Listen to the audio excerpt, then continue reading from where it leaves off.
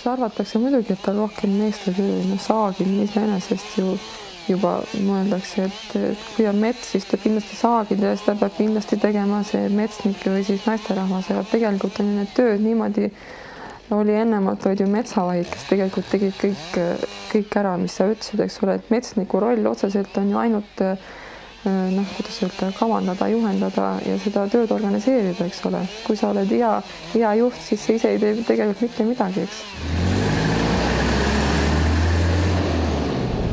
Lageraiesse läheb tavaliselt raieküps mets, selleks on meil ette antud omad vanused, kus me võime hakata lageraiet tegema.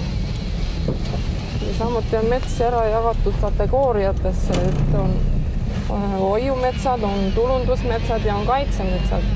Antud koha peal on tegemist nagu kaitsemetsaga ja seal on jälle omad piirangud, et kui suure sa võid selle langi võtta ja kui suur ta võib nagu üldpinnalt olla.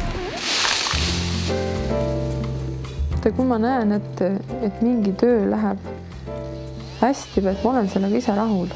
Et ma olen südamest väga rahul, et võt see raielank või kukkus niimoodi ilusti välja ja ta andis ikka nii palju välja, nagu ma olin nagu selle peale hinnanud või arvestanud, et kõik nagu jookseb hästi ja ma saan ta metsast niimoodi välja, et ma ei lõhu seal sihti ära ega midagi ja ma saan ta kohe laoplatsist endale ära müüa ja et kõik asi nagu jookseb hästi ilusti.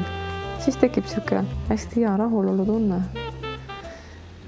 Ja see nagu annab jälle edasiseks mingit jõudu või energiat, et teed jälle ja. Ega looduse vastu tegelikult ikka inimene ei saa, ta võib püüda, aga ta on ikkagi selline asi, et mida meie nagu muuta kuidagi eriti ei saa. Tööd on aastaaegadega nagu seotud, et kui on kevad, siis on rohkem kultuuritöid, kui on talv, on rohkem raietöid, nii et see oleneb parasjagu sellest, mis käsil on.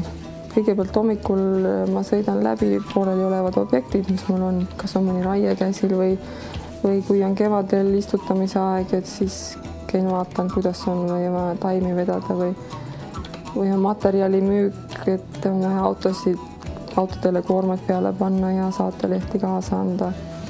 Nii et see oleneb täitsa päevast.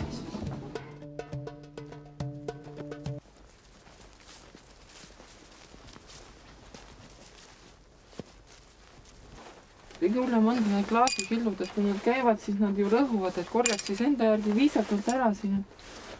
Et aga ei. Ja siis on nii jama, kui nad siin laia on.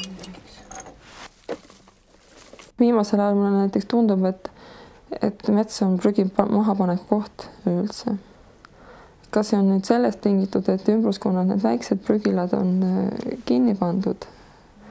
Et ikka pidevalt tekib jälle siiapoole ja sinnapoole ja siis ongi neid väikseid siukseid musti kotikesi ja on kui koti sees on, siin on, küll on diivaneid, küll on telekaid, küll on pesumasinaid, mida iganes, et vahest tekib siuke tunne, et korjaks kokku, paneks tee äärde ja avaks mingi kasutatud äri või mida iganes, et tegelikult ega seda prügi tassitakse hirmsasti.